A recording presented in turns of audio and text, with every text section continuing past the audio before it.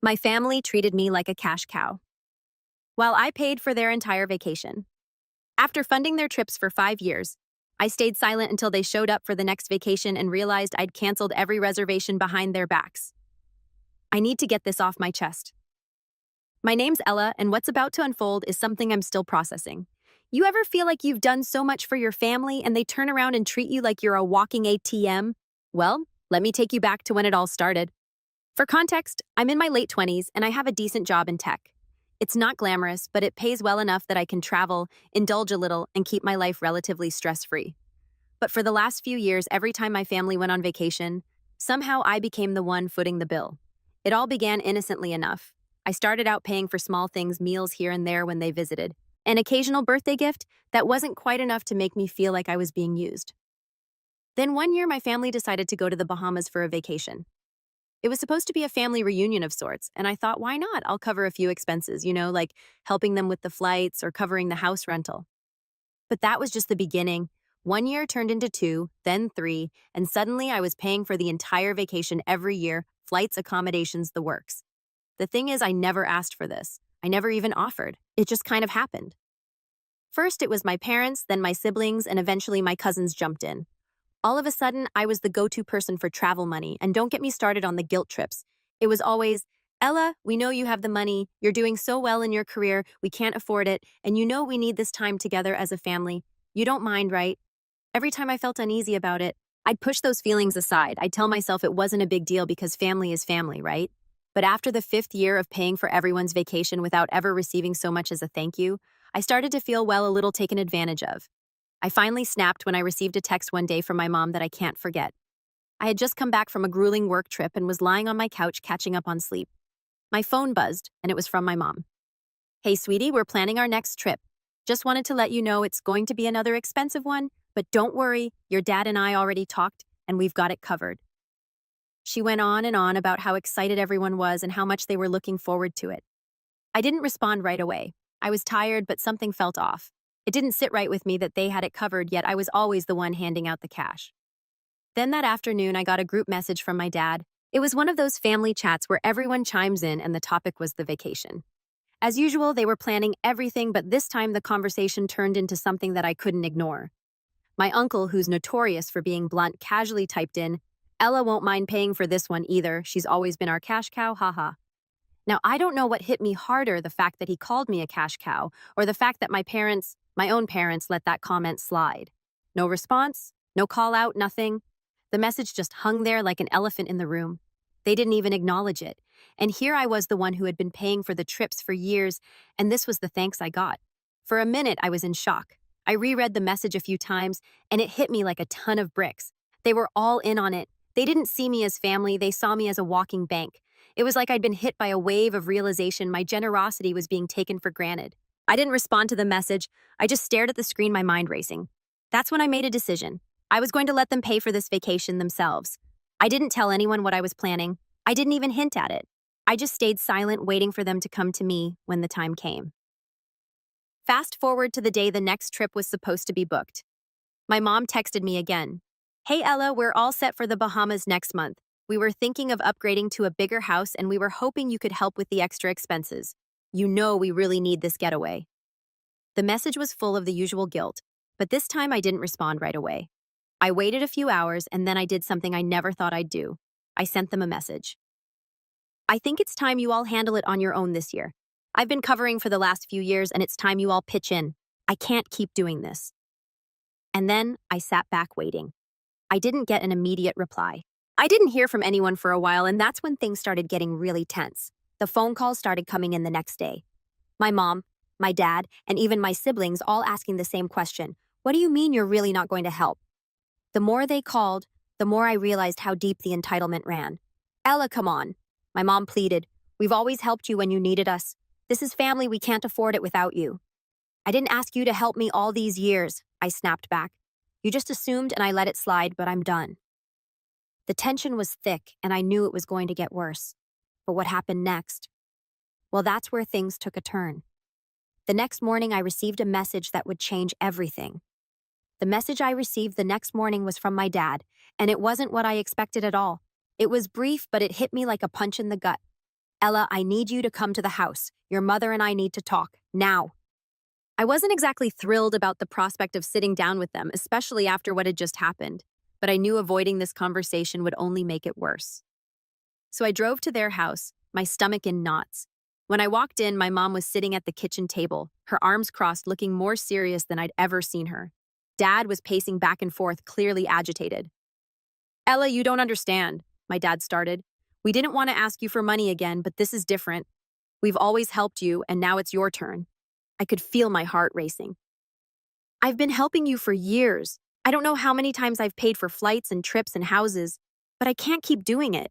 It's not fair. Mom sighed. You've always been the one with the money, Ella. Why are you being so difficult? We've always done this together. This is just a little help, a little favor for the family. Why are you making it such a big deal? Her words stung, but I bit my lip and stayed calm. It's not just a little help anymore. It's always me, and I'm tired of it. You're our daughter. You should want to help us. You owe us. Dad suddenly snapped, his voice rising. The word owe made my blood boil. I don't owe anyone anything, I said, struggling to keep my composure. I've helped because I wanted to, but that's not the same as being taken for granted. My mom's eyes narrowed, and she got up from the table, walking toward me. So you're saying you won't help your family when we need you after everything we've done for you? You're just going to abandon us? Her voice cracked, and I could see her trying to manipulate me with guilt, but I wasn't having it anymore. No, I'm not abandoning you. I'm just saying no. You all can handle it on your own this time. For a moment, the room was silent. I could feel the tension rising, but I wasn't backing down. Then my dad, his face flushed with anger, slammed his fist on the table. You selfish little brat. We raised you to be better than this. What happened to the Ella who cared about her family? He shouted. My mom immediately jumped in, trying to back up his words. This is the thanks we get for supporting you all these years. I stood there, my heart pounding. I was done. I had been walking on eggshells for too long, doing things to keep the peace. But this was it. It wasn't just the money. It was the way they saw me, not as their daughter, but as their financial safety net. I turned to leave, but as I reached for the door, my dad stopped me. Ella, if you walk out of here now, don't bother coming back. We're done. I didn't say a word, I just walked out. The next few days were interesting to say the least. My phone was blowing up with messages and calls from my parents, my siblings, even a few distant relatives. But this time it wasn't just about the vacation, it was about everything I'd ever done for them. My oldest brother Mark called me first. Ella, what the hell is going on? Why are you being such a diva about this? We've always helped each other out. I snapped back. Yeah, always me helping out. I've had enough. Mark sighed. This isn't you. What's the real problem? Why are you being like this? I wasn't going to let him gaslight me into thinking I was in the wrong, so I laid it out. The real problem is that every time we go on vacation, I end up paying for everything and no one even cares. I've been the family ATM for years and you all just assume I'll cover it. I could hear the hesitation in his voice. But we're family, Ella. You're supposed to help. Family help family. I couldn't help myself. You know what's funny? You've never helped me when I needed it. I've always been the one carrying all the weight. Mark didn't respond, but I could tell I had struck a nerve. It was silent for a beat before he said, Okay, fine, but don't say I didn't warn you when it all blows up. Wow, that was the first taste of what was to come. It wasn't just my parents. It was the entire family turning on me. Every time I checked my phone, there was a new message, a new guilt trip, a new threat of what would happen if I didn't come through. But the thing is, I was past the point of caring. I had been pushed to my limit, and I wasn't going to fold. But the real kicker came when they all started talking behind my back. Literally. I found out through one of my cousins that my parents had sent a message to the rest of the family about me. They were making it seem like I was the unreasonable one. Ella's being selfish, they said. She doesn't care about family anymore. It was a smear campaign and it was working. Everyone started turning against me. I was the villain now. A few weeks went by and I was starting to feel the weight of everything. My phone had become a constant source of stress, but I didn't respond to anyone. I kept my distance. Then out of nowhere, I got a call from my dad. I was in the middle of work, but I answered anyway. I had a feeling this was the moment things were about to take a turn for the worse. Ella, listen. My dad said, his tone much softer than it had been before. I'm sorry. Your mom and I, we've been thinking. Maybe we've pushed too far. Maybe we didn't appreciate everything you've done. I almost laughed, but I didn't. This wasn't about an apology. This was about saving face. You think? There was a long pause before he spoke again. We need you for the trip, we can't do it without you. I wasn't going to make it easy for him. I think you should figure it out on your own. You always said we were family. Well, family helps each other without expecting everything in return. Please, Ella, we're sorry, he begged, just this once. And that's when I decided to play my hand. I knew exactly how this was going to end. But what did I do next? As soon as my dad said those words, just this once, I felt my patience snap. I wasn't going to be the one to fix their mess this time. I had done it for years, and every single time it felt like they took advantage of me, never appreciating the sacrifices I made. I sat there, gripping the phone, taking deep breaths. Dad, I've been saying no for weeks now. Why do you think I'm going to change my mind just because you're begging? There was silence on the other end. Then my dad's voice grew more defensive. I don't know what happened to you. You used to be different. What happened to the Ella who cared about family? That old guilt trip again. But I wasn't falling for it. Maybe I was the one who cared too much. Maybe it's time for you all to see what life is like without me paying your bills. I could hear him trying to calm himself down. Ella, you're overreacting. We're just asking for help with a trip. We've done so much for you. Done for me, I shot back. I've done more for you than you've ever done for me. I paid for your vacations, your bills, your new car, and now suddenly, I'm the one being selfish because I'm not going to fund your next trip. You don't get to twist this into being about me. This is about you all being so entitled that you think it's okay to use me like this. There was a long pause. I could tell my dad didn't have a response, but I wasn't finished. I was tired of being painted as the villain in their narrative. You've taken me for granted, Dad. All these years I've been the cash cow, as you've so kindly put it. And you know what? That stops now. I don't believe this, he said, his voice cracking. You've changed so much. You don't care anymore. You're not the daughter I raised. You're right, I snapped. I'm not the daughter you raised. I'm someone who knows better than to let people walk all over me anymore. But I guess you won't learn that until it hits you. And just like that, I hung up. That night, I couldn't sleep. My mind was racing with everything that had happened, the constant phone calls, the guilt trips, the barrage of angry messages from my relatives. It felt like they were all turning on me, calling me selfish, saying I was throwing away years of family loyalty. It was suffocating, and I was starting to feel isolated. The next morning, I got a text from my mom. It was a simple but telling one. Ella, you've hurt us. We've been trying to make things right, but you're pushing us away. Is money really more important than family? I sat there staring at the message for a long time. I could feel my anger bubbling up again. Money was not the issue. It was the manipulation, the constant using of me, the never-ending assumption that I was always going to be their solution to everything. I wanted to respond, but I decided to wait. I had to think this through carefully. I needed them to understand the gravity of what they were doing, and I needed them to realize they couldn't always depend on me to bail them out. A few days later, my parents sent me a message, one that was different from the others. It was an invitation to their house. They said they wanted to talk and make things right. I knew what this was, another attempt at manipulation. I felt a sense of resolve in me. They thought they could just pull me back in with a few empty words. They didn't know that this time I was going to make sure they felt the consequences of their actions. I showed up at their house, but I wasn't prepared for what happened next. My dad opened the door, and before I could say a word, he stepped aside to let me in. Ella, we've been thinking, he began. We've been too hard on you, and we just wanted to say we're sorry. We didn't mean to make you feel like a cash cow. I had to stifle a laugh. He was trying so hard to sound genuine, but I could see right through him. You know, that's funny, I said, my voice calm, almost too calm. I've been saying no for weeks now, and all of a sudden you're sorry. You're really trying to pull the wool over my eyes with this, aren't you? Ella, we mean it, my mom chimed in. We were wrong. We just didn't realize how much you were carrying. Oh, you didn't? I asked, raising an eyebrow.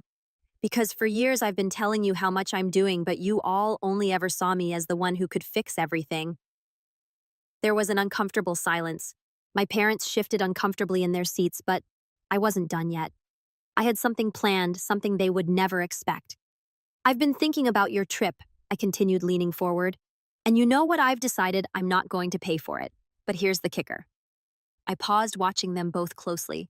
I could see the panic in their eyes. They were finally starting to realize they weren't going to win me over with a quick apology. You can't afford it. I'm not coming to your rescue this time. You'll have to find another way to make it happen. I've already decided I'm done being your safety net. I stood up, and just as I was about to leave, my dad, looking defeated, spoke. Ella, please don't do this. I didn't say another word. I walked out feeling a strange sense of satisfaction. But I knew this wasn't over. They had no idea what I was about to do next. I didn't say another word. I walked out feeling a strange sense of satisfaction. But I knew this wasn't over. They had no idea what I was about to do next. For the next few days, I let the silence hang between us. My parents sent me messages, of course, but I didn't bother reading them. They were all the same pleas for me to come back to, forgive them to be the family I once was. Honestly, it felt good to finally not respond, to not feel like I owed them an explanation. But what I didn't expect was what happened next. One evening, about a week after the confrontation, I was sitting at home scrolling through some emails when I got a call from my dad. I stared at the phone, hesitation in my chest. Part of me wanted to just let it ring out, but another part, a part I couldn't ignore, knew this was the moment where things would either break completely or take a different turn. I answered, "Ella." My dad said, his voice trembling just enough to make me pause. "We need to talk." "About what?" I replied, trying to keep my tone as calm as possible, though my heart was racing. "You know, I'm sorry for what happened. But we've been talking, your mother and I. We can't just sit back and let you throw everything away like this. You're part of this family. You owe us." His voice had that familiar edge to it, that one that always tried to make me feel guilty, like I was the one causing the problems. I almost laughed, but I bit it back. "I don't owe you anything. You've used me for years, and I'm done with it. This isn't about family, it's about you being upset that your free ride just ended." There was a long pause. I could hear him sigh heavily on the other end. "Ella, we've had a plan. A big plan. Something we were going to share with you after we got back from our trip. But I guess it's pointless now." I narrowed my eyes, unsure whether I should feel alarmed or amused. "A plan? What, you're going to try to guilt trip me into coming with you on your next vacation?" "No," he replied, his voice turning serious. "It's more than that. We were going to give you a percentage of the inheritance early. We know you've been struggling, and we thought you might want to use it to get yourself back on track, but now, forget it." I froze. My brain struggled to process what he was saying. An inheritance early. "Wait," I said slowly. "You were going to give me money after all of this." There was an almost bitter laugh on the other end of the line. "We didn't want you to feel like we only saw you as a cash cow, Ella. We thought maybe this would help you understand that we cared about you." I sat there for a second, stunned. The audacity, the absolute nerve of them. After everything, they thought money would be enough to fix it. They thought I would cave just because they were throwing some cash my way. I took a deep breath, forcing my voice to stay steady. "Keep your inheritance. It's too little, too late. You can't buy me back, not this time." "You'll regret this," my dad spat. "We won't be here forever. You'll come crawling back when you realize what you lost." I hung up, and for a moment it felt like the weight of the world had been lifted off my shoulders. But I knew that wasn't the end. Oh no, they wouldn't let me walk away that easily. I was right. A few days later, as I was sitting on my couch minding my own business, I got an email. At first I thought it was from work or maybe spam, but when I opened it, my stomach dropped. The subject line was simple: "We need to talk about this." It was from my mother. I opened it. It was a long message full of anger and hurt, but what caught my attention was the last line: "You'll see just how much family means when we're gone." I didn't understand. What did she mean by that? I checked my phone, but there were no calls, no messages. Still, the weight of that sentence lingered. When we're gone. Then something clicked. They were going to cut me out. They were going to make me the villain in all of this. And they were going to play the victim. They were going to turn every friend and every relative against me if they had to. They weren't just mad that I refused to pay for their vacation anymore. They were hurt because they lost their source of income, and they were going to make sure I felt the consequences of it. I wasn't going to let them, not this time. If they wanted to play dirty, I was ready to fight back. A week later, I saw a post from my mom. It was on Facebook, shared with all of our family and friends. It was a picture of my parents smiling at a resort, holding drinks in their hands, but the caption, that was the kicker. Sometimes you have to learn the hard way that family doesn't always have your back. Just because you give doesn't mean you'll receive. Be careful who you trust. I stared at it for a while, the words sinking in. They weren't just trying to punish me, they were trying to publicly shame me, make me look like the bad guy in front of everyone. And that was where they made their mistake. Because now I had a plan. I stared at my mom's Facebook post, feeling my anger simmering beneath the surface. This wasn't just about the vacation anymore. They were playing dirty, trying to paint me as the villain in front of everyone. It hit me hard, but I wasn't about to let them get away with it. I knew what I had to do. I spent the next couple of days pulling everything together. I had all the evidence I needed: text messages, bank statements, and emails. everything that showed just how much I had given them over the years. They'd been more than just entitled, they'd been manipulative, using guilt to get me to pay for their vacations, their bills, everything. But now I had the receipts, and I was going to make sure everyone knew the truth. On a quiet Sunday afternoon, I shared a post of my own. It was a simple status with a picture of my parents at one of their previous vacations, the same one my mom had posted, but with a twist. I attached a screenshot of a text message from my dad where he literally said, "She won't mind paying for the trip. It's her job to help us." Then I added the message, "To everyone who's been wondering what's really been going on with my family lately, here's the truth. For years, I've been paying for vacations bills and things that I wasn't even asked for. It wasn't out of love. It was because I was guilted and manipulated. I'm done. No one gets to use me anymore." The post went up, and within hours, it was shared by dozens of family members and friends.